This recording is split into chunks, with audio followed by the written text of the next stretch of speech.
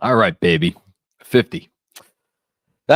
Welcome to the Knicks Film School Postgame Show, where, boy, oh boy, that night was chock full of stuff to talk about. And we could start in any number of different places. I feel compelled,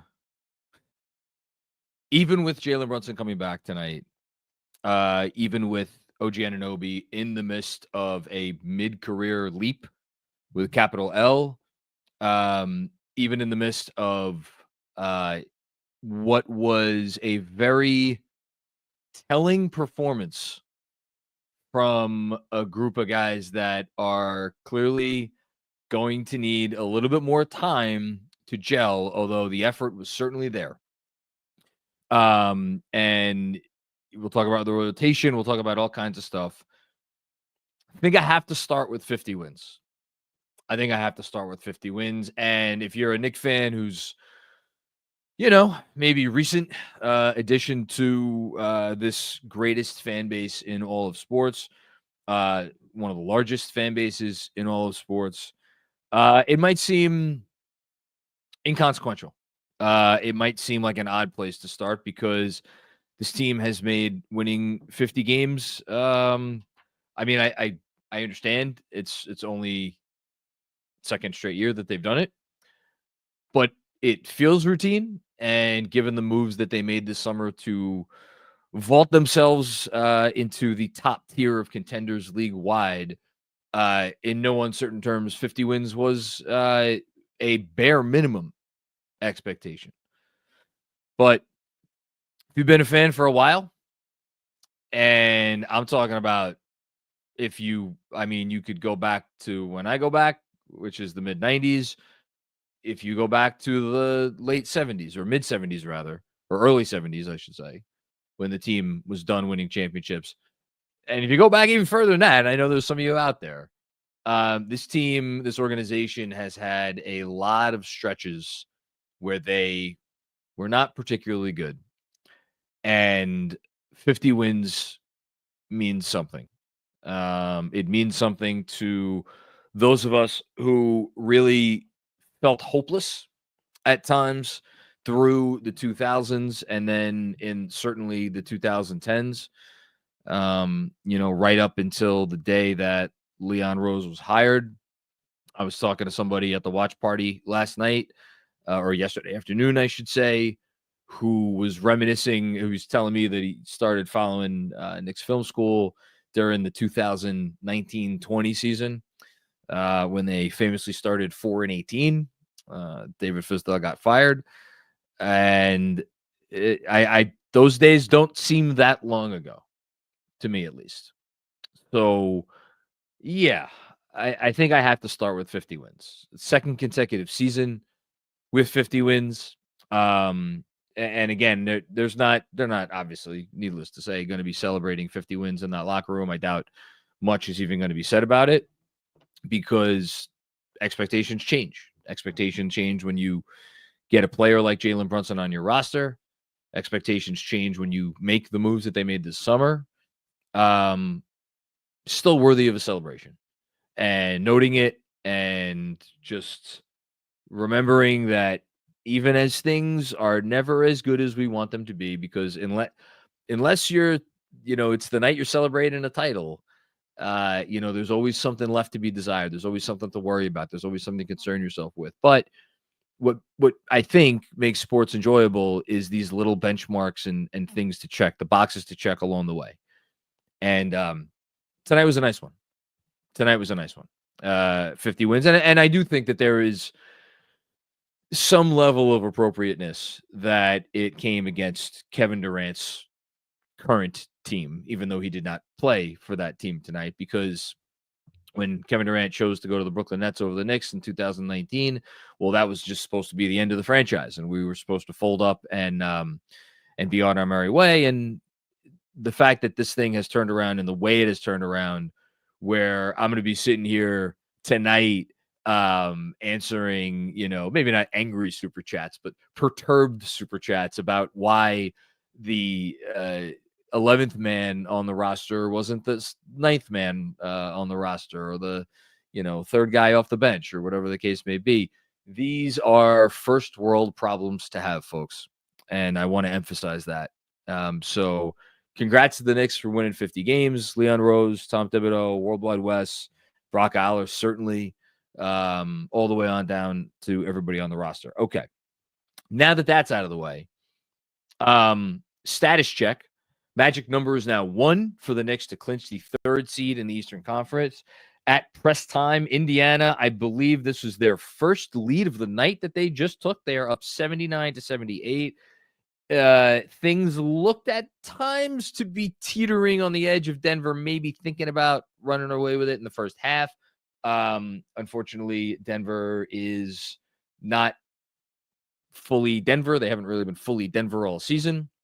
And so Indiana came back in it, despite the fact that Nikola Jokic, as I am looking at it right now, has 29.7 rebounds and 11 assists.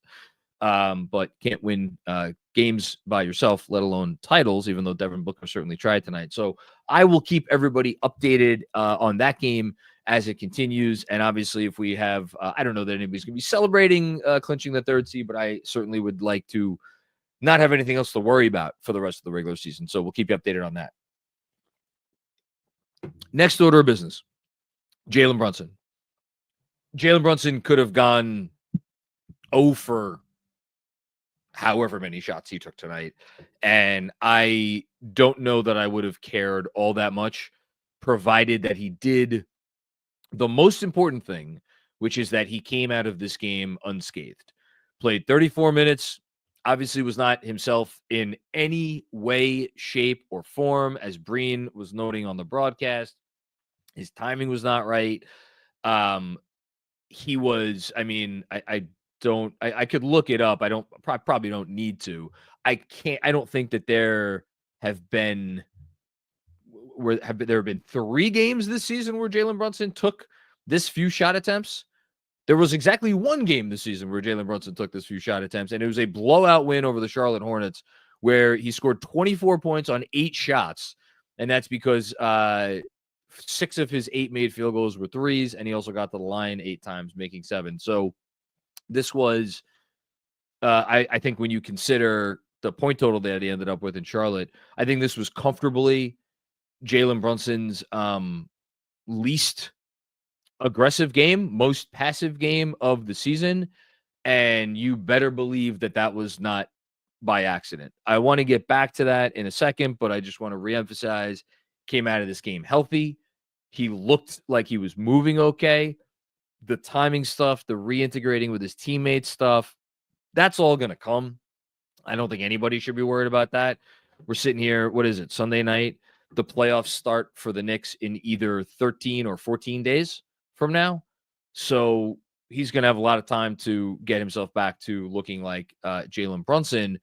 And what that looks like on this roster now, after what we've seen over the last 15 days, becomes a much more interesting question.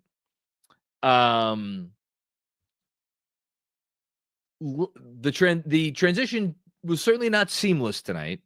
They are very, very lucky that they play a team that is certainly not the least talented or among the least talented teams in the league. But if you ever want to watch a basketball team that is playing without a soul, watch this year's Phoenix Suns. And I was thinking about it earlier today when Andrew was doing the pregame pod, which was a lot of fun, and the guest was great. And I don't blame him or any other person commenting on the Suns for this.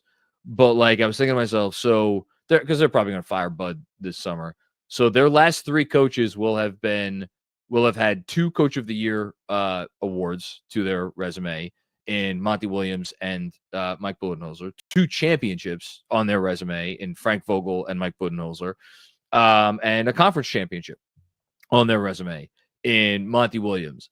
And yet all of these people apparently are going to be deemed too stupid or not worthy to do this job. And it's going to be, Bud's fault now.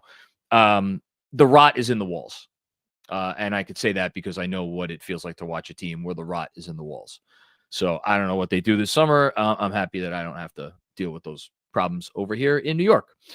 So yeah, they're lucky they were playing Phoenix tonight, even with Booker being on a heater. It's funny. Lee got down to I think 5 points in the fourth quarter, and I was never remotely worried that they were going to lose this game. So yeah, it was not seamless. There were a lot of turnovers. There was a lot of, at times, hesitation in terms of how the guys were going about their business. I saw Jaylen Brunson make a pass that I wouldn't have expected him to make in 20 years, which is when he was wide open. I mean, he made a Ben Simmons pass. He was wide open under the basket and tried to throw it to Mikal Bridges in the corner, completely failing to account for the fact that there was a human being wearing a Suns uniform between him and said corner. It just goes to show how everybody, but especially Jaylen Brunson, most especially Jaylen Brunson, was out there looking to make cognizant of the elephant in the room, that clearly the Knicks, although they needed Jaylen Brunson to come back because there are stretches against good defenses where you just need an elite shot creator, and Jaylen Brunson is the only one of those on this team, although there is certainly someone else that is trying to make that a conversation. I promise we're getting to him. But I think it all comes in the context of this larger picture. Because Brunson and everybody else, the intentionality is there. That's what it's funny. It was his worst turnover I think I've ever seen. And yet I was thrilled to see it because it shows that Jaylen Brunson came back with number one, with a bullet on his mind is, man, I got to make sure I don't disrupt this. I got to add to this. I got to amplify this. And we don't know what that looks like. I quoted in my newsletter today, following yesterday's win against the Hawks, that the shot attempts from pre-Brunson to now, for the most part, are not that different for these guys. Karl-Anthony Towns has took one more shot per game while Brunson was out. Mikal Bridges took half a shot more per game when Brunson was out. Josh Hart actually has been shooting less with Brunson out, about one fewer shots per game. And OG Anunoby is the one with the big difference, about 3.5 shots more per game, even more if you account for the last 8 or 9 games. So it's not like there isn't an opportunity for everybody to eat and everybody to shoot the number of shots that they either want to shoot or feel that they deserve to shoot or feel that they need to shoot to be the best version of themselves, and thus the Knicks being the best version of themselves. I did not expect that to happen overnight, and certainly not in one game, regardless of who they were playing against. And again, it was helpful that they were playing this crummy Suns team. So the 15 turnovers by the Knicks, not a surprise at all. What the other thing I was very encouraged by, 28 assists on 40 made field goals. I thought you saw, again, that concerted effort. While it wasn't always pretty and it did result in some turnovers and some weird stuff, I thought it also resulted in a lot of good stuff. Guys were looking to make the extra pass. At no point tonight, other than maybe Brunson's first shot attempt, which I thought was interesting, where he was kind of went ISO into a mid-ranger. I can't imagine what was running through his mind at that point. I don't think that there was a single shot attempt tonight where I was like, man, that's not the right shot there. Every shot, from the starters at least, I'm not going to speak about the bench yet. Every shot from the starters felt like it was a good shot. It was a good attempt. It was an attempt that came within the flow of the offense, or if it wasn't necessarily in the flow of the offense, it was an earned attempt. It was a solid attempt based on the player, where he was taking the shot, who was taking the shot, all those things. So I liked that. I was very encouraged by that. As we settle into whatever this new normal is, the intention has to be there first and foremost, and the intention was there. If the intention is there, I think the results will come, even if they don't have a lot of time to put that together. And the reason I think the results will come, after I've been talking for 15 freaking minutes, talk about burying the lead, is because OG Anunoby is, I feel like I have to keep one-upping myself in how I discuss what we are witnessing, but it is very much a what we are witnessing situation. We are witnessing something with OG Anunoby that, I'm sorry, has come out of nowhere. Because if you have watched this player over the course of his career, you have seen a guy who is very clearly skilled, very clearly talented, very clearly has confidence in himself.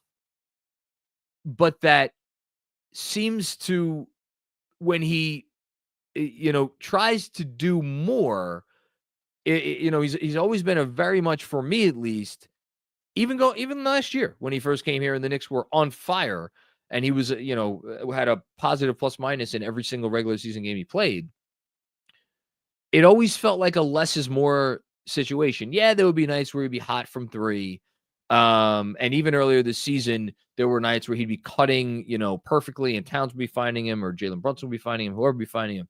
But there was never a sense that he was going to be able to put those final finishing touches on his game to elevate him to whatever level he seems to be at right now.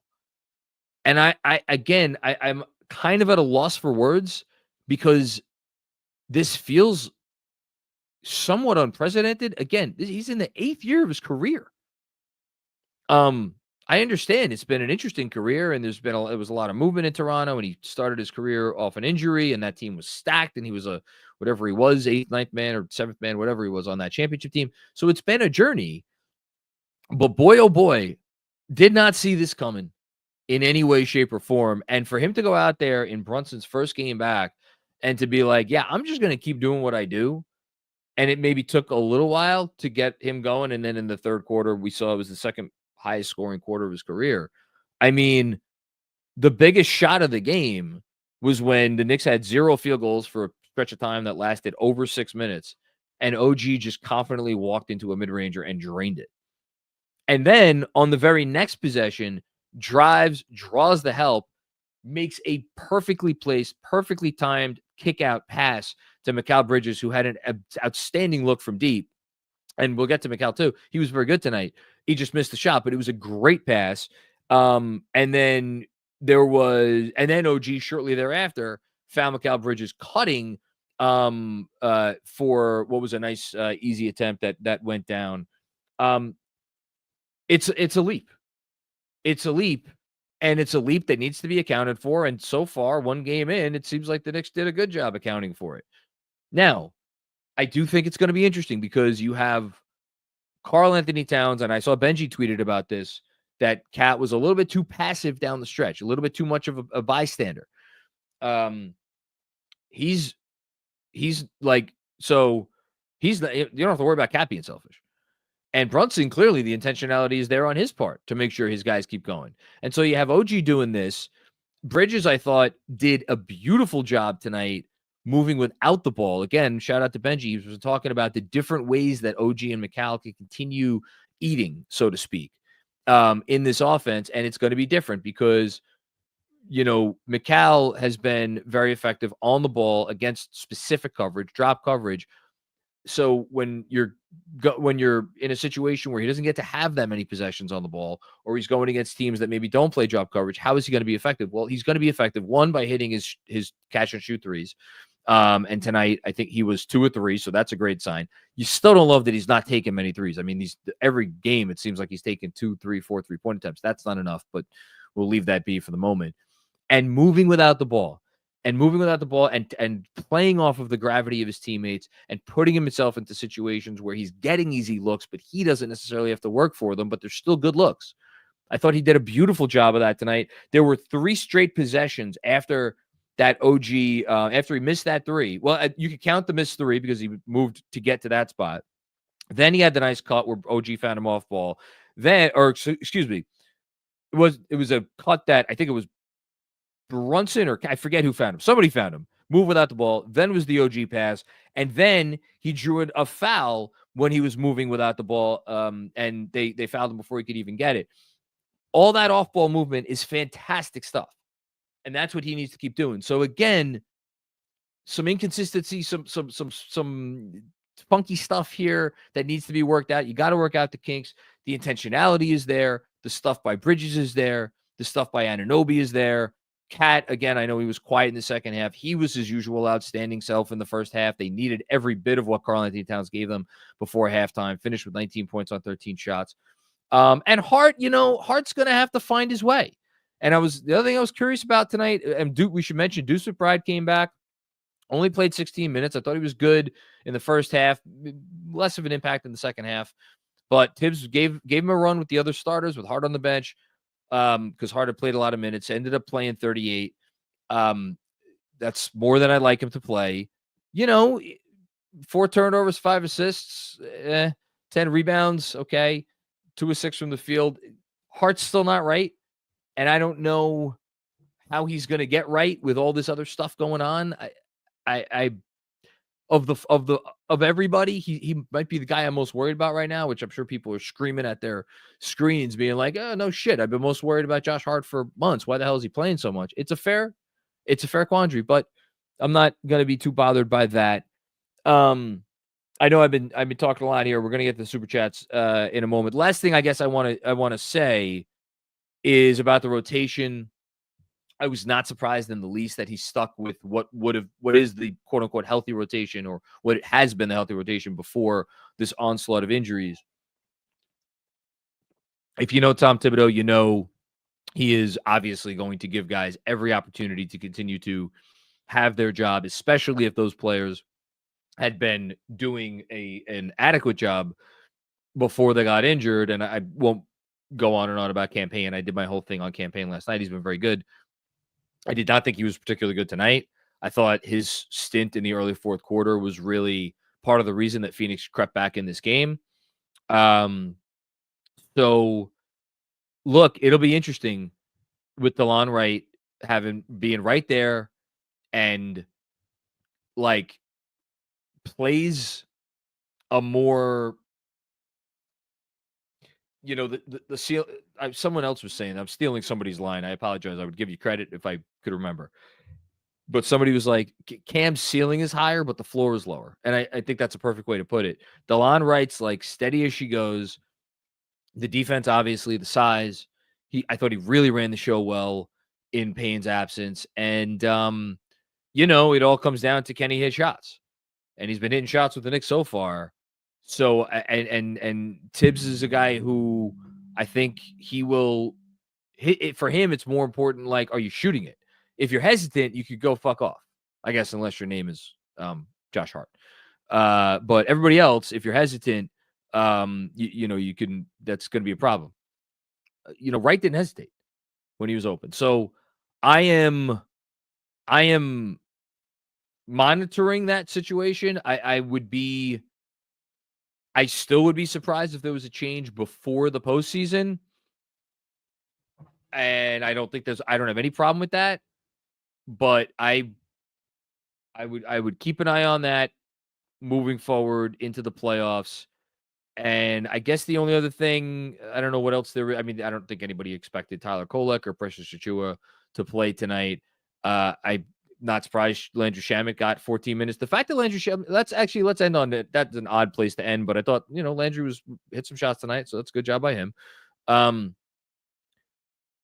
fact that Landry played 14 minutes tonight, and the fact that there were like Bridges played 39, Hart played 38, OG played 36. So it's not like those guys' minutes were like all that far down. That's significant to me, because that, to me, if Shamet went out there tonight and played, 8 minutes or 12, 11, 10 even, the fact that he played 14 minutes, that says to me that I'm going to owe Andrew Claudio a Red Bull, because that says to me he's going to start the playoffs in the rotation. And I don't have a problem with that. Again, just like with Campaign, if you don't produce playoff time, there's no time for hurt feelings. You're going to be out.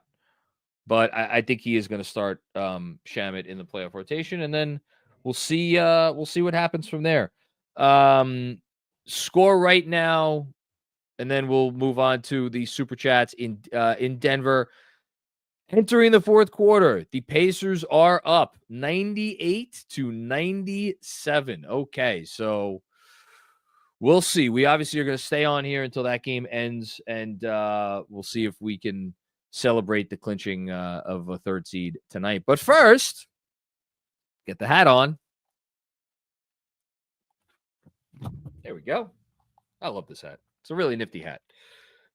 A word from our friends at Bird Dogs. You've been hearing me talk about Bird Dogs all week, which has been just an absolute pleasure for me to do, because Bird Dogs, ever since they advertised on the Knicks Film School Podcast some time ago, they have been my shorts of choice for no shortage of reasons. They are comfortable. They look great. They are versatile. I could wear them anywhere I'm going. I could dress them up. I could dress them down. You feel good about yourself when you put on a pair of Bird Dog shorts. I have an old pair of, like, I don't wear cameo clothing, to be very clear, but I have an older pair of Bird Dog shorts. They're like a black and gray cameo that are my favorites. I love all the Bird Dog shorts, but this one is my favorite of the bunch, just because they're like utterly the most comfortable, and they go with a lot of stuff. So I rocked those today out on the mean streets of Cobble Hill, Brooklyn. And you could rock whatever shorts that you want.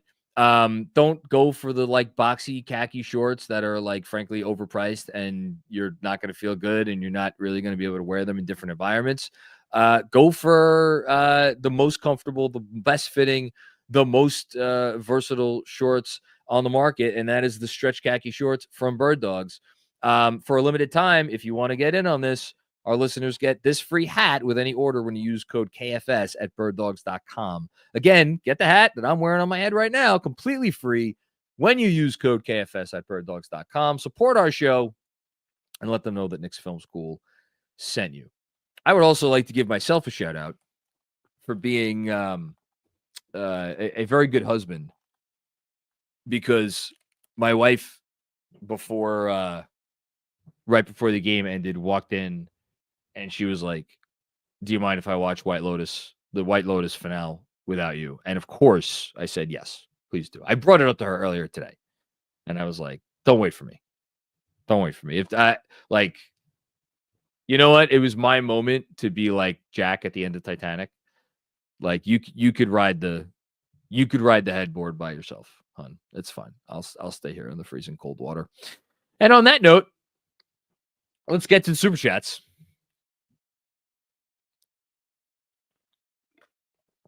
We start with a couple super chats from during the game. This one is from Kyle Crawford. Anyone else catch the garden organist playing the Severance theme song? I did not, but that's a great catch. Also, Cat's got that soft touch. I've said it so many times, I'll say it again. I love watching Karl-Anthony Towns play basketball. He does have a soft touch. He is the what was the crazy one? Oh my! There was at the beginning of the second quarter. I think it was very early on in what ended up being a 14-2 Knick run, where it was just an absolutely beautiful drive and finish. Like he does, they were saying it tonight on the broadcast. 250-pound guy that does things that you're just not supposed to do. I think and he actually missed a few that were like. And he misses some of these occasionally, so it's not like it's completely out of the blue where he misses shots. You're like, my God, how did he miss that? He misses one or two of those every game. Still went 7 for 13 for 19 points, so like more than did his job. But I think the complaint about Cat for definitely parts of the season for me is that, like, yeah, you could do things that men much smaller than you can do, but how about you do some more of the stuff that a guy your size is supposed to do? And I think he's done a much better job of that. I really do. For him, in the ends of close games, I think it's gonna, if anything, he's gonna need to be a little bit more aggressive. We'll see. But Cat has been better than anyone should have expected. I'm excited he's gonna make an All-NBA. I shouldn't say that definitively. I think he's going to make an All-NBA team. He certainly deserves to make an All-NBA team, even with the defensive concerns. And by the way, for the second game in a row, Cat very active up at the level, which I think the fact that this has now happened 2 games in a row as we creep closer and closer to the playoffs, I think is notable. Now, was the backline defense great tonight? Not always. Not always. It was not. But I still appreciated them using Karl-Anthony Towns in that way when he was out there, because I think that's, as I've been saying all year, that has to be part of the package. That has to be part of the package. Switching has to be part of the package. And yes, drop has to be part of the package. And when he's in drop, he has to play good drop. Anyway, it's a lot of Karl-Anthony Towns for you. Thanks, Kyle. Next up, this one's also, I believe, from during the game. Matt Knicks Scotland. Hey, Eric Pincus, you still think OG's contract is a top 3 worst contract in the NBA? You sobered up yet? You still in a job? Oh, I like Eric Pincus. Eric Pincus is a good guy. He's been doing, I don't want to say cap analysis necessarily, but looking at like the financial ramifications of contracts and things. Look, at the moment it was signed, I think even I said at the time, yeah, it's an overpay, but much like the Bridges trade, in theory, it's like it was an overpay you completely understood. The difference with OG is that there was no choice, because if you didn't overpay him, he would have walked and got the money elsewhere. I have no doubt about that. Probably from Philly. Now, and the other part of it, sorry, I didn't complete my thought, and this is the most important part. It was because of the injury risk, because he hadn't been able to stay consistently healthy. I think that, and the part of it, like what you're actually paying for, a guy that, like, up until this point in his career couldn't self-create. And it's not like he was a, drop dead shooter from above the break. So, like, even as a complimentary player, there were some limitations in his game, and you're giving him, 43 or whatever, $2 million a year.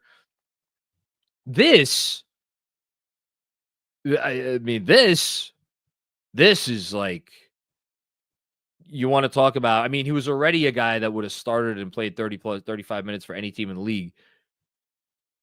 I mean, now he's an asset on the contract. That maybe is an understatement, but he is. He's an asset on that contract. Which, by the way, it averages, and this is always the stuff you got to remember. I'll pull it up right now. The average amount of money on the contract, I'm off the top of my head, is it 42.5? 42.5? I think it's 42.5. How close did I get? It is 42.5. But that's the average. This year, he's only making $36.6 million. Next year, 39.6. The year after that, 42.5, 45.4, and then the last year is the player option. As a percentage of the cap, the fact that those numbers, I think, only go up 8% per year, and the cap's going up 10% per year. So that's going to be decreasing in terms of as far as the percentage of the cap that it is, which is what makes it a really nice contract. So, yeah, man, that's a good deal. That's a good deal. Thanks, Matt. Debo, what's going on, Debo? Good to have JB back to get ready for the playoffs. OG, worth every single penny. I believe in his ability to carry this level of confidence and offensive play into the playoffs. Let's go, Knicks. I mean, we are seeing a leap. We are also seeing a guy who's on a heater. And I don't think there's any question that he's on a heater.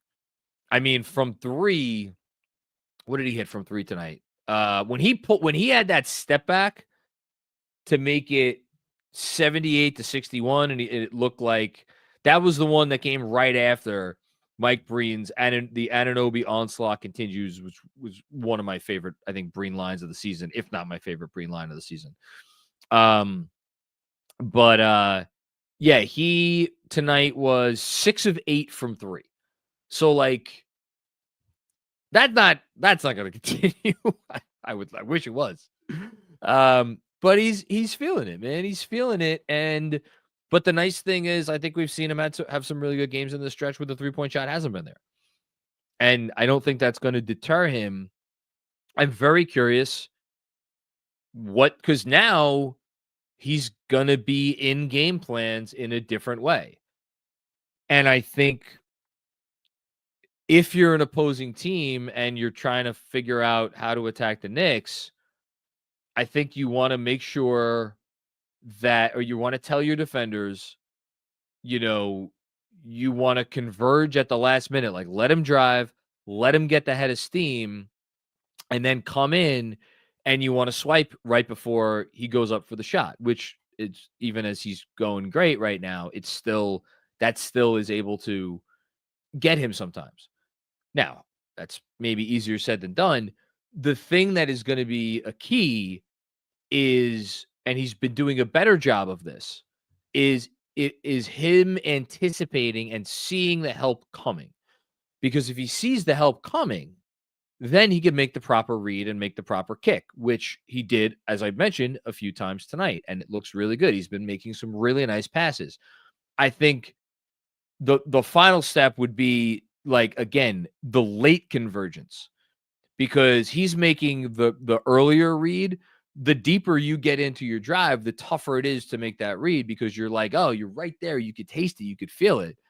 And then if someone like, oh, I don't know, a Drew Holiday happens to get their little mitt in there, it can become a turnover in a hurry. And again, even over this stretch, we have seen that happen from time to time.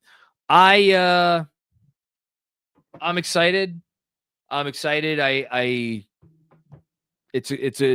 a great problem to have, to wonder how we're going to continue to incorporate this. But again, so far so good. Thanks, Debo. Appreciate you. Update, Indiana with Nikola Jokic, I believe, just checked back into the game, is now up 111 to 104. So they have a 7-point lead with 8 minutes and 9 seconds to go. Sam Garcia, what's going on, Sam? When is the OGP test happening? That's a good line from you, Sam.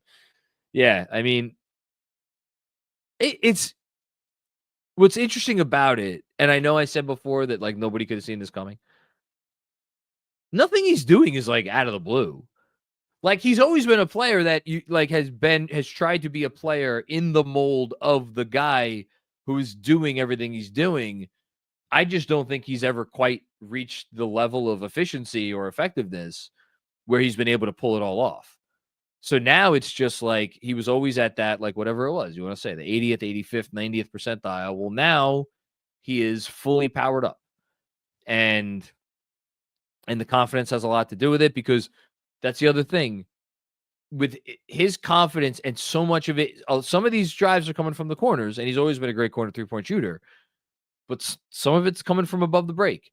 And the fact that teams need to guard him from above the break now, because of how he shot it above the break this year. I mean, I quoted what his stats from above the break a couple games ago. I'll look him up right now. He's been awesome. He's been a knockdown shooter from above the break. The best he's been in years. Right now, this does not account for tonight. Of course, I have to go subscribe in again. I'll pull up the stat in a second, but that's been the other big difference for him.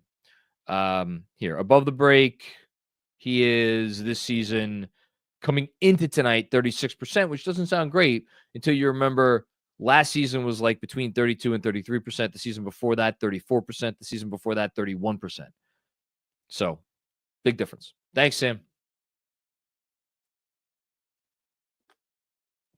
Thank you, Lucasaurus, for the very generous contribution to the Knicks Film School Postgame Show. 113-104 now, Indiana. Indiana's on a run here. Kevin Danishevsky, what's going on, Kev? How you doing, man? Good to see you yesterday. Beginning to fully believe in OG's creation leap. Very good news for this franchise. Can we talk about Bridges' good stretch, or nah, Hart bad, a trend? Threw a lot at me there. Look, man, I hope that's not directed at me, and I don't think it is. When Bridges is good, I call it out that he's good, and he's been good. You are absolutely right that bad Bridges games, the volume after those games, and I will take some responsibility for this, because I murdered him after the Cleveland game. Probably as harsh as I've been on Bridges all year. If we're keeping it a buck.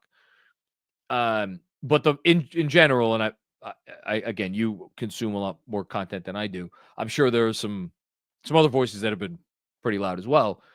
The volume's 5 times louder than when it's a game like tonight, and like nothing about Bridges' game like really popped out. And yet you look and he's got 22 points on 14 shots, 6 rebounds, 4 assists, a block, only 2 turnovers. He played 39 minutes. He was great. He was fantastic. And this game from Bridges, this is exactly the version of Mikal Bridges that this team needs moving forward. If they get this version of Mikal Bridges moving forward, they are going to be in great shape. Truly. And I didn't pay as much attention to his defense tonight. I thought in general his defense was good though. Maybe I missed something. I thought it was good. It's weird that when you use the term OG creation leap, because it's not like he's not creating in the way like a perimeter player in the league normally creates. And he's not creating in the way like a big man normally creates. He's kind of doing it in his own way with these like, if I could put it up, I'm going to put it up. A lot of it's still coming off ball, or enough of it's still coming off ball. Enough of it is still coming in transition. And then there are those opportunities where he looks at it and says, okay, I have a lane here. That's what it is. It's when someone plays up on him and he's like, I can get a step. I have a lane here. And that's really all it is. Is it a limited toolbox? There's not many tools in the toolbox, but the tools that are in that fucking toolbox sure look damn good right now. As Denver has just gone on a 7-0 run, now 116-113, down 3 with 5 minutes and 17 seconds to go. Hart bad. I did not love Josh Hart's game. I think it's weird. You could argue that like we could have a whole conversation, and maybe I will have a conversation with someone who's smarter than me at some point soon about like who has it the toughest to try to adjust their game to make sure that everything fits and everything's working. And I think other than Towns, you could probably make an argument for everybody, although maybe not OG, because OG just seems like he's going to be like, yeah, y'all can do whatever the fuck you're going to do, but I'm going to keep doing this. So maybe it's a conversation that comes down to Hart, Bridges, and Brunson. And I think there is a very real case for Josh Hart being the winner of that conversation, again, in terms of a guy that like really is trying to fit in and adjust what he did. But then you go back to like, well, what is Josh Hart? Josh Hart, as many of our patrons are fond of saying, he is a chaos agent. I'm thinking of Ben Kim Gervey, and it's just easier to do that coming off the bench. And I know, Kev, you've been a believer in Deuce that he should start for a while. I made my case in the newsletter a couple days ago that I like keeping Hart separate from Mitchell Robinson, and it's just easier to do that if you have Hart coming off, or if you have Hart in the starting lineup. It's not the be all end all. Clearly, we see those two guys running together. I don't think those guys can't run together at this rate. Mitchell Robinson only seems like he's going to be maybe a 15, 16, 17 minute a game player in the playoffs. So I don't know how big of a conversation or consideration that even is. We'll see what happens. I'm not giving up on Josh Hart just yet. He's and to be clear, like his version of bad is like he wasn't terrible. Let's just say that. Thanks, Kev. Bill Peterfriend, what's going on, Bill?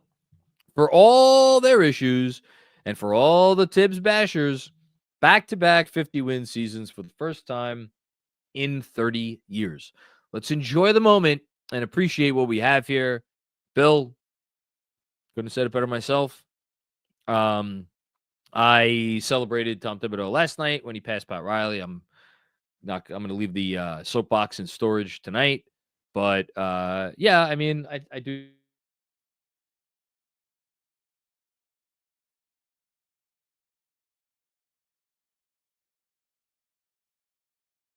Are they perfect? Has every move worked perfectly? No.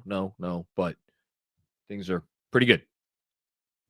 as Tyrese Halliburton misses a free throw with Indiana up 118 to 115 with 4:13 left. He's got another one coming. Thank you, Bill. Appreciate the contribution. Always appreciate you chiming in via email as well. Jessica Elsner. OG. Looks like we got ourselves a superstar. I said superstar like that, just so everybody knows, because she spelled it SUPAHSTAH. Yeah, he's I think he's having the most fun he's ever had in his career. I can tell you that. I don't know that he was ever having a ton of fun in Toronto, at least not probably maybe towards the end he was not. I still don't quite know where this goes. Like he's again, there's a leap happening, but he's also on this heater. So I like, what is the new normal for OG Anunoby? I don't know the answer to that question. I don't think anybody quite knows the answer to that question. Is he going to be a 25, 26 point per game scorer for like the next couple of years? I'm like flatly, I just don't think that's the case. I could see it being above 20 though. I could see it being above 20 for sure, as Denver cuts it to a 2-point lead with 3:14 to go. Yeah. I also think the supporting pieces matter a lot. And the only other thing I will say is I am not sure Obi Toppin misses a corner three. Good look. Nice pass from Halliburton, but missed it. I don't know that there is a player on the roster. I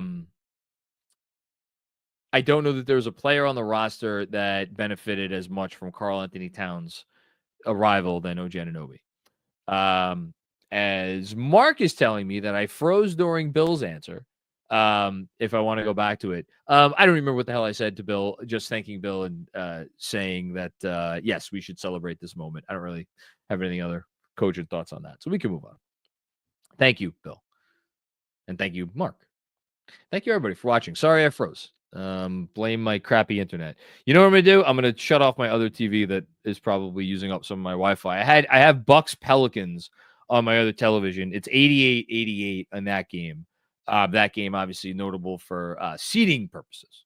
But we'll turn that off for the moment. Anyway, Manny Campos, what's going on, Manny? How are you? It's going to be very interesting to see if OG can keep this up in the playoffs. A healthy JB and OG doing a Kawhi impression changes our ceiling. So I was thinking about the team's ceiling tonight, and the one thing that I will say is that as currently constituted, while OG Anunoby's offensive leap is certainly, is great, and it's a boon to them, and there's a lot of reasons why that's good, both for the present and in terms of potential team building options they have moving forward. They are still a team that has two. I want to be, I hate saying subpar, but like two defenders that opposing teams in the playoffs will circle on their whiteboard and say, these are our pressure points. We are attacking these guys. And there are two of them. And it is rare. In fact, I don't know of another team, a serious contending team in recent memory that had that and that was able to overcome that. So the Knicks, as Indiana's up by 2 with 2 minutes to go, they have the ball. Denver's missed a couple shots here. The Knicks are still going to need to overcome that. And OG Anunoby turning into, if he actually literally turned into Kawhi Leonard on both ends of the court, and he's pretty damn close to Kawhi on the defensive end when he's at his best, that still doesn't solve that specific problem. Like, you are still going to have Cat on the floor for a lot of the game because he is the reason, a big reason why OG Anunoby is doing what he's doing. He opens up the offense.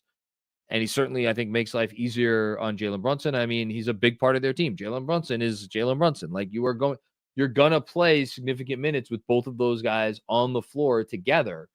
As Indiana goes up 4 with 1:15 to go.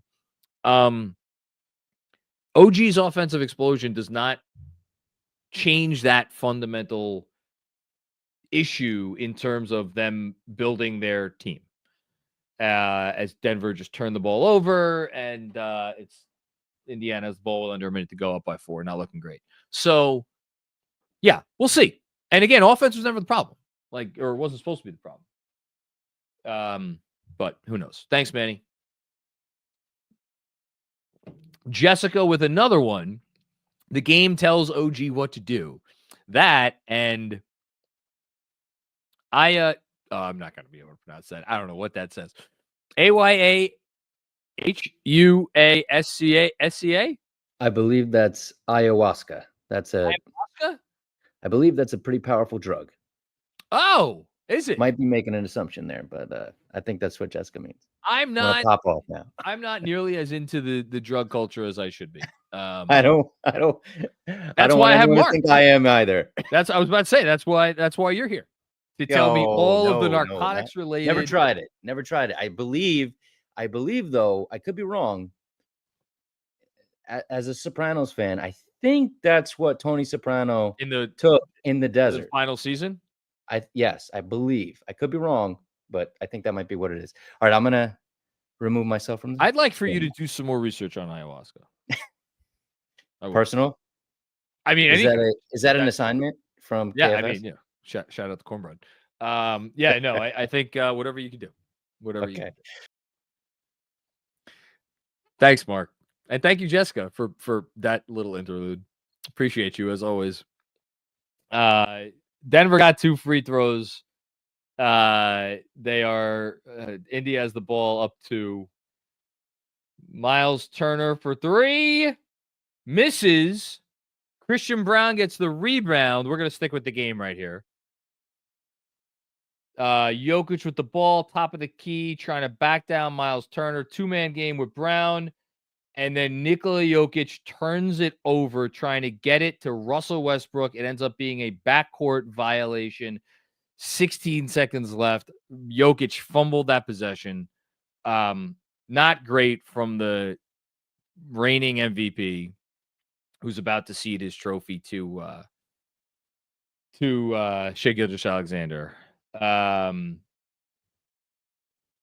Tough one there. Anyway. All right, we could go to the next one. Whoa! Dom, what are you doing, man? What are you doing, buddy? Thank you. Really, I say it all the time. You're a wild man. Dom Cappuccini with a very generous super chat here. I know tonight wasn't pretty, and they haven't had a win against a true contender in the last 2 weeks. Even still, since the San Antonio-Charlotte back-to-back hellhole, I've really liked what I've seen. It's as if a seriousness has come over them. We'll see if there is a carryover on Tuesday. Let's go Knicks. Let's just do this because Dom earned a little deeper dive there. So I wrote after the Hornets game that it was the low point of the season. 4, 5, 6, 7, 8, 9. They have played 9 games since that Hornets game. So in the 9 games that they have played since the Hornets game, they are 7-2, which is tied for the second best record in the league over that time. The only team that's better is Boston. Again, since that Hornets game, they are a league average offense. They're scoring 118.2 points per 100 possessions, which is overall a better number than their non Brunson, most of their non-Brunson stretch. So that has improved. Defensively, they are 8th in the league in offense, 109.8 given up. That's a very good number. And net rating wise, again, in this 7-2 stretch, they are 7th in net rating, plus 8.4 points per 100 possessions. I think if you look a little deeper, you'll see So the Washington game was they went up by 30 and then needed a campaign shot to pull that game out when the lead got down to 4. So that was a little funky. The Dallas game overall was very encouraging because they really pulled it together in the second half. That was really good. The Clipper game, they were up by 14 points in the first half. Kind of ran out of gas on the second night of a back-to-back. Very understandable. The Clippers couldn't freaking miss. Bucks win, very impressive. Portland win, very impressive. Philadelphia win, even though it ended up maybe getting a little closer than it should have. Overall, impressive. The Cleveland game, again, you could make what you want out of the Cleveland game. I think there were positives taken from the Cleveland game. I think there were negatives taken from the Cleveland game. In retrospect, and I said it at the night, I was not going to be bothered by the Cavs game.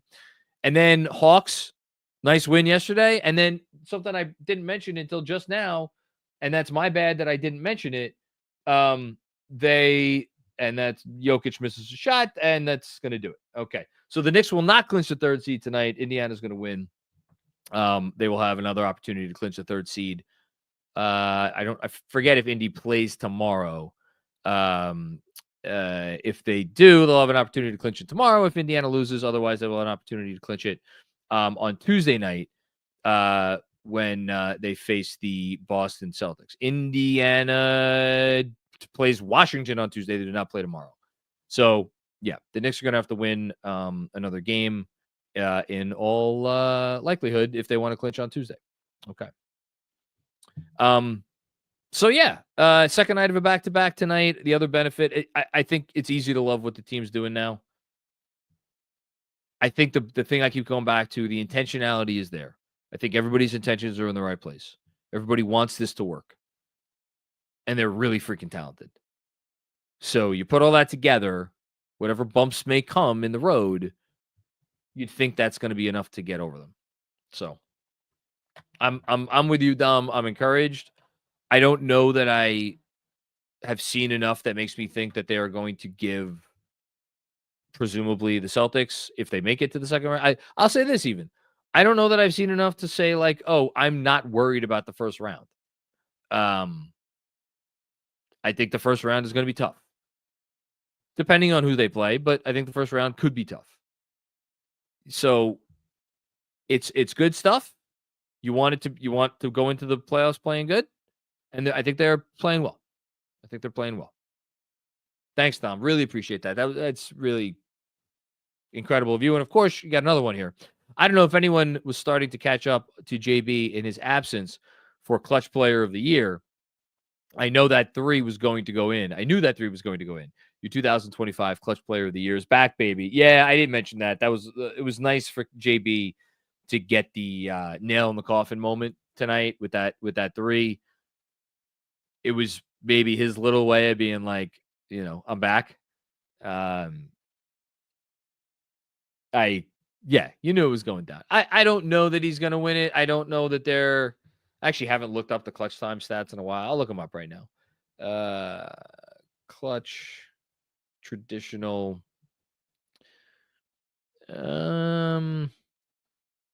Hey, real quick. Just want to correct myself. The chat pointed out to me that apparently ayahuasca is not a drug. What is it? I may have said it was, but it's like, I guess, a mushroom that's also a hallucinogenic. So I guess maybe it doesn't qualify as a drug. Don't ask me. I don't know. I don't want to comment on it anymore. Apparently, I don't know what I'm talking about. So I don't know what I'm talking about either. Yeah. I always thought. Right. Okay. Just wanted to, again, this is great information. Time to look up your stat. So yeah. So that's great. It's really is great information, Mark. So I think the other contender for the award is Anthony Edwards. So Brunson right now is, I think this is reflective of tonight. It may be, it may not be. 145 clutch points. That's 3rd in the league. The only guys ahead of him are Trae Young, who's not going to win Clutch Player of the Year, and Anthony Edwards. Anthony Edwards leads the league with 156 clutch points. He had a spectacular, with a capital S, clutch game down the stretch last night against a team he should not have needed to have big clutch moments against. I forget who they played. It was a bad team. Nonetheless, he was really great in the clutch. 156 points in the clutch this year, 43% from the field, 32.8% from three, 82.2% from the line. Jaylen Brunson, 145 clutch points, 52.2% from the field, almost 10 points higher than Edwards. Only 31% from three in the clutch, 9 for 29. Edwards, 21 for 64. So Anthony Edwards has taken more than twice as many attempted more than twice as many clutch threes as Brunson. And a slightly higher percentage, although neither of them shooting that well. And Brunson has gotten to the line a little bit more. They're both shooting well. Brunson, 23 clutch assists to 7 clutch turnovers. And Edwards, 13 clutch assists to 14 clutch turnovers. I don't think anyone else is seriously in the running for this. Maybe Curry would have had a case at one point. I don't think he does anymore. Let me correct myself. Darius Garland has a case. Darius Garland has a case because the efficiency stats are through the roof. He has 101 clutch points. The Cavs, when he's in, are 24-9 in clutch situations. Knicks 17-8. Wolves 19-22. So 101 clutch points, not nearly as many as Brunson, but 52.6% from the field and 45% from deep, 86.5% from the line. He has missed some important clutch free throws this year. I will say that. 19 clutch assists for Garland to 4 clutch turnovers. I would think that's going to be your ballot, Garland, Edwards, and Brunson. I think Brunson deserves to win, but I would not be surprised if it went a different way. Thanks, Tom. Appreciate you as always, man. Seriously. Jessica with another one. 3 more wins. Will Robert cross my heart? Let's go Knicks. 53 wins. You forgot to hashtag, Jessica, but it's okay. I'll forgive you. So, are the Knicks going to get 3 more wins here? We got Boston on Tuesday. Interestingly enough, Cleveland did not clinch the first seed tonight. They were in a bit of a dogfight with Sacramento, and Sacramento just beat them. In terms of the schedule, I don't think there's really not very many teams that play tomorrow. There's 2 games tomorrow. Sacramento at Detroit and Philadelphia at Miami. So Tuesday night, the Celtics are going to go into that game against the Knicks with the thought of like, we have to win or we're still alive for the 1 seed. Or they're going to know they're still alive for the 1 seed. I don't know if they're going to care. I mean, Cleveland's remaining schedule, in case you're wondering, they play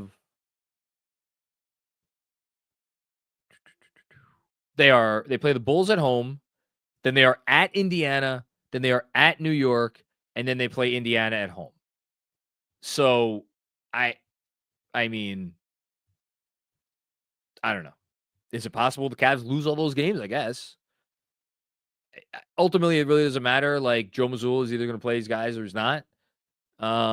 So I don't know how that Celtics game is going to go. If the Celtics play all their guys and they're trying, I mean, given that the Knicks are still working off some rust here with Brunson and everything and getting him back in, I wouldn't feel great about that. The next 3 games after that, Detroit on the road. Detroit's going to be playing for that one. They're going to be playing all their guys. Cleveland at home on Friday. I would guess that by that point, Cleveland's going to be resting their guys. And then Brooklyn on the last day of the season. Brunson can sit out one of these remaining 3 games. It'll be interesting whether or not he sits out the Detroit game or the Cleveland game. My guess is he would sit out the Cleveland game. So that's no guarantee.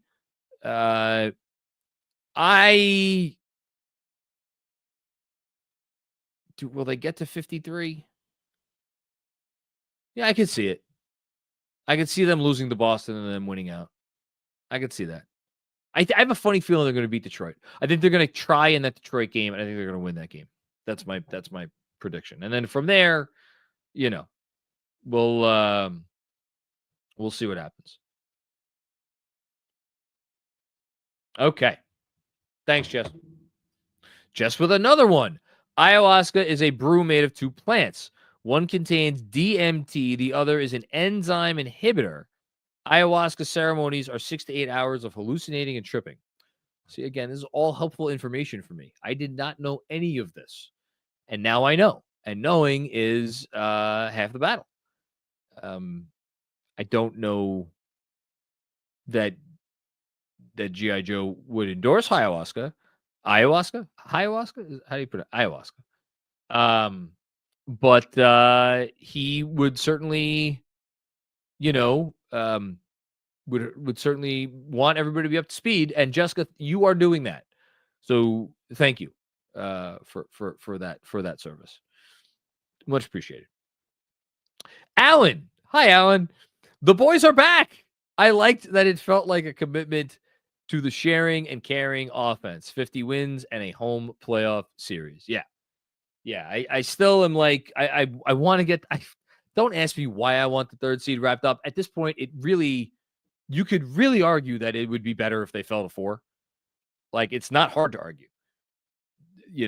Cleveland, I know Cleveland came back on them the other night, but like Cleveland has been definitely the iffier team of the two between Cleveland and Boston over the last like several weeks, over a month. And at this rate, is Dame coming back? Is he not coming back? Like, is Milwaukee going to be the 4, or excuse me, is Milwaukee going to be the 5, or is Detroit going to be the 5? Like, so much is up in the air. I don't know. My mentality is always like, just win your games and let the chips fall where they may.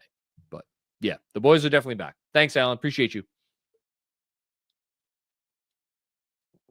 Dennis DiSabato. What's going on, Dennis? So, the OG JB experience. Who's excited? I think those guys definitely had a few possessions today where they tried to play off of each other. My favorite possession of the game, arguably, was where it was during OG's third quarter explosion, and it was in Towns came over to set the screen for OG, and OG picked and popped. Or no, sorry, it was Towns picking, OG popping, and it was made it 73-57. Like, I'm definitely down for seeing those guys getting actions together. I do think there could be some benefit to OG and JB getting in actions together.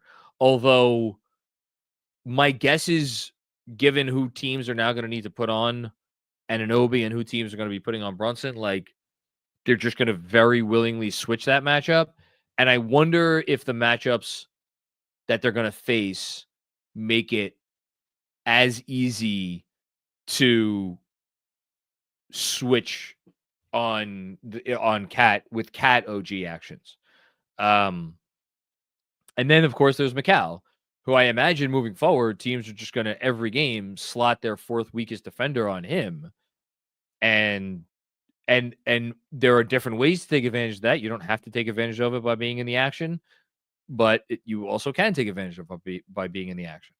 So they're going to have a lot of options. Like, everybody, like, really, the more guys get involved and the more ways they can get involved, the better off it's going to be. Thanks, Dennis. Dennis with another one. Complete aside, not sure if it's possible, but what would KP look like as a rim protecting stretch 5 next to Cat? Just a thought exercise. Been meaning to ask. I don't even know offhand what Kristaps. I might let me take a step back. I do not think that the Celtics are trading Kristaps Porzingis this summer. I know everybody's been talking about the Celtics at some point are going to need to break this up because they're not going to pay, and there's going to be the second apron issues and all of those sorts of things. I don't think you're going to see anything this summer. Kristaps Porzingis he just signed an extension. Not just signed an extension. He signed an extension somewhat recently. So he's at 29. He's an expiring $30 million contract next season. So I guess if you're thinking the Celtics are going to trade him before he gets to the summer where he could become a free agent, so they don't have to deal with sign and trade stuff. I mean, it's not like a 0% chance. I would be surprised if they traded him. And if they did trade him, I mean, $30 million, you could build something. You could build something for sure. The guy you'd probably build something around is Mikal Bridges. I don't, that, oh boy, that would be something. Yeah, I don't see that one in the, would it be interesting? Yeah, it'd be interesting. I don't know if Kristaps is like the guy I necessarily want it at the 5. If you're going to put a 5 next to Towns, I can talk myself into it though. But no, I don't think that's in the cards, unfortunately. Thanks, Dennis. Kev Danishevsky, thankful I don't have to root for Russ's free throws. And we got another one from Kev here. I didn't even know Russ missed free throws down the stretch, although that certainly doesn't surprise me. Thanks, Obi, for helping Denver get back in it. Hashtag once a Nick, always a Nick. I don't even know what Obi did tonight or didn't do it, as it sounds like it was. Look, they'll get the 3rd seed. I don't know when they're going to get the third seed, but they'll. Oh, Mark is pointing out that FT meant full time, not free throws. Yeah, I would never. I could not root for Russell Westbrook. I think he's a wonderful player, and you love the tenacity and the whole thing. He's just there's just too much downside for me to throw my full emotional investment behind. I could never do it. I just couldn't. Thanks, Kev. Bill with another one. This is the one that I think I spazzed out for earlier. So, yeah, for all their issues and for all the Tibbs bashers, back-to-back 50 wins for the first time in 30 years, let's enjoy the moment and appreciate what we have. Yes. For anybody who I think I cut out before, I will just say that, yes, we should enjoy the moment. Yes, we should appreciate what we have. Yes, back-to-back 50-win seasons is notable. And the only thing I will add to it is that the fact that I do... The season has not gone according to the way we maybe expected. And there is a chance that we will look back at some of the stuff from this summer and say, well, that was maybe not the best way to go. I do think they have made progress. Maybe not every year because 21-22, that happened. But, for the most part, it has continued to be an upward trajectory. And, the book on this season is not written yet. Even if it is written and it's not the ending that we would like, team still has a lot of optionality in terms of how they move forward and how they continue to build the roster. So you like that. The 90s, we love to romanticize about the 90s. The 90s were not like this steady upward climb. It was a lot of ups and downs, or the late 80s into the 90s, I should say. So the fact that it's been pretty good, and going in, like, the arrow pretty consistently points up. That's notable, and it's a good job by the people that are running the team. Thanks, Bill. Okay, we're going to do our out-of-town scoreboard. So presented, of course, by T-Squared Social. Our final regular season watch party of the year is going to be taking place on Friday night. That, of course, is going to be after the Iman Shumpert event across the street at Torches NYC, where Iman Shumpert is going to be debuting his cannabis brand. Appropriate that I say that tonight, where all the conversation has been. TSA approved is the name of that brand. Things are getting started at Torches at 3 p.m. Knicks Film School will be there. I'll be talking to Iman. It's going to be a great night. So come on down to Torches to meet Iman, have a chance to win a signed jersey, get in on his new product, and then come across the street for the watch party where the Knicks will face the Cavs, and we'll see what the deal is with that. There we go. There's Iman. looking good. Okay. Scoreboard. What do we got? We got Pacers over the Nuggets, aforementioned. Blazers over the Spurs, meaningless game. Kings over the Cavs. I mentioned that. And that actually ends up being notable, right? Because the Cavs lost that game, the Celtics are still alive, and now maybe the Celtics play their guys on Tuesday. So maybe a notable result there. Speaking of the Celtics, 124 to 124 to 90 over the Wizards. Hawks 147 to 134 against the Jazz. Maybe not a lot of defense played in that game. Lakers big win earlier today. I watched the second half of that game. Thunder really tried to make that a game in the second half, and they just could not gain any headway. Lakers dominated that from start to finish. Really dominated it, and I was an eyebrow raiser. Anyway, Raptors over the Nets, Bulls over the Hornets, and then the Bucks about to beat the New Orleans Pelicans. I'll come back to that one in a second. Only other game on right now is Rockets Warriors. That's obviously big for the Western Conference standings. Rockets winning 99-86. With that's again, the Rockets, I don't really think they have much to play for anymore. And the fact that they're beating a Warriors team that really needs this win. This Rockets team, man, no one's talking about him. I know that's the most overused saying in sports, but like really, it doesn't feel like anyone's talking about him. And yet they have the second seed pretty sure locked up. Anyway, as for the Bucks, much harder than it should have been, but it looks like they're going to get this win over the Pelicans.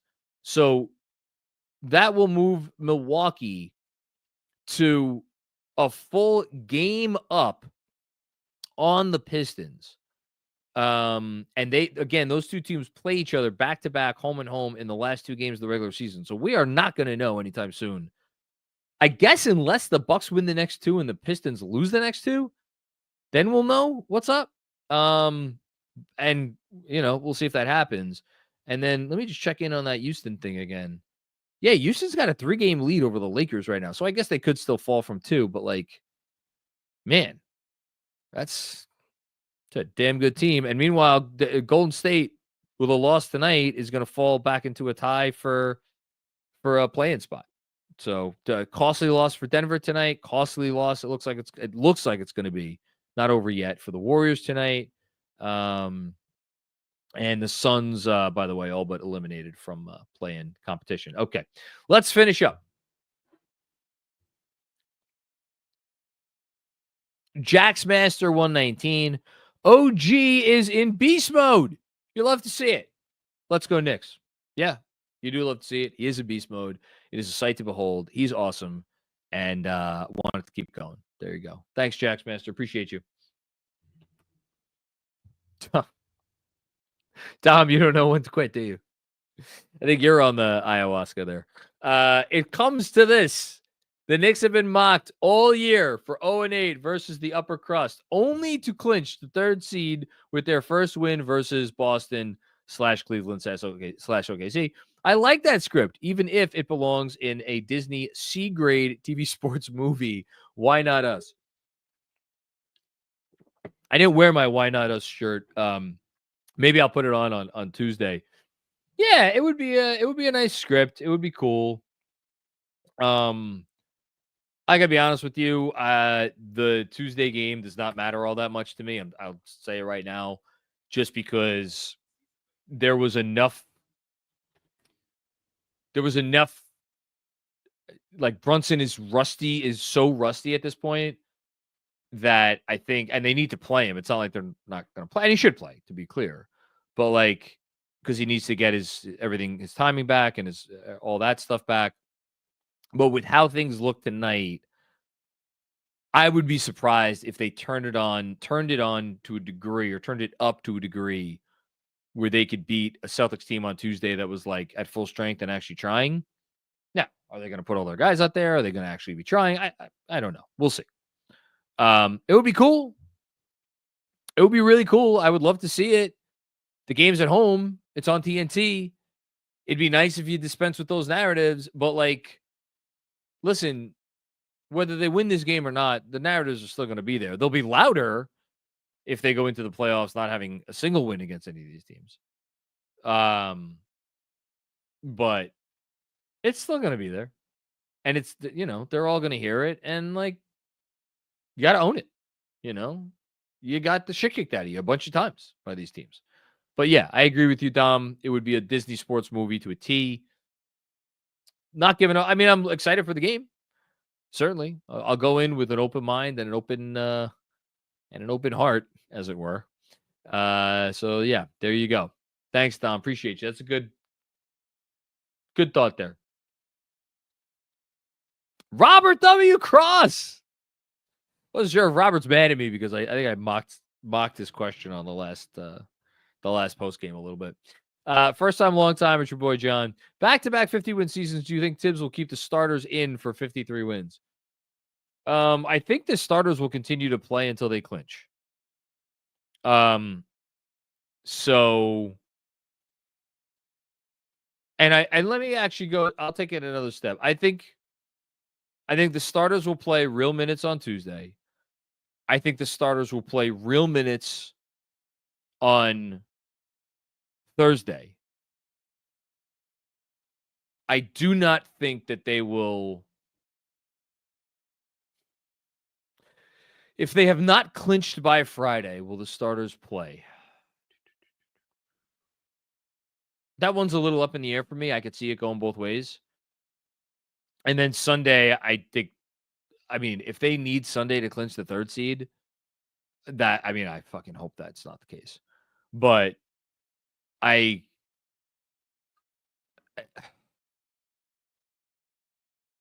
yeah, I think they'll if they needed Sunday to clinch the 3rd seed, which would mean I guess they will have lost out or lost the next 3 games, then yeah, I think he would play the starters until that game was wrapped up. Otherwise, I don't think the starters will play. But I think the Nets are gonna. The Nets are gonna be putting you and me out there on Sunday, probably. I would guess, but we'll see. Another one from Robert Cross here. First time, long time. It's your boy John. Can we get a game of duckpin bowling in when I visit T Squared Social? I'll drive the party bus. Well, again, don't drive the party bus through T Squared Social. You want to park it nicely, except you can't park on 42nd Street because you can't.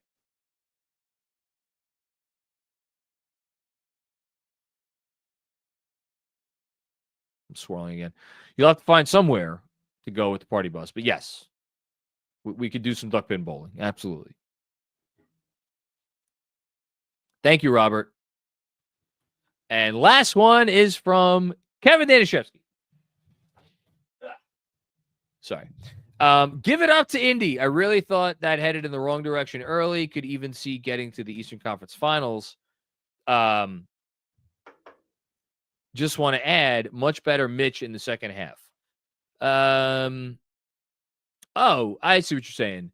You thought their season was headed in the wrong direction early, and you could see them getting to the Eastern Conference Finals now. Yeah, wouldn't shock me. That would be...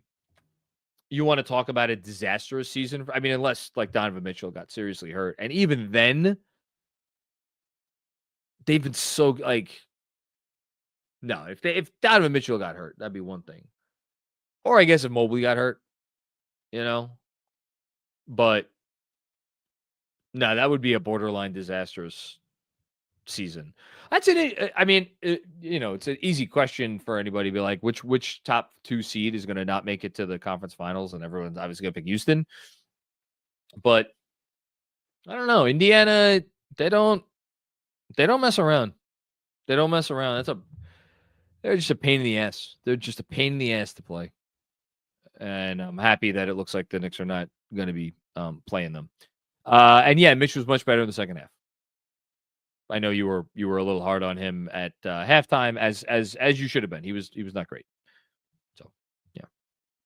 All right, that's it. We're done. Thanks everybody for checking out another episode of the Knicks Film School Postgame Show. Again, 50 wins, giddy up. Hope everybody's happy about that. And we'll be back with some other good stuff. I'm on all the post games for the rest of the year. I think with the possible exception of Friday night. But that's the only one. And if you dig what we do, support the show, support the channel, subscribe, like, review, all the stuff. And we'll be back with more fun and games before you know it. Peace out.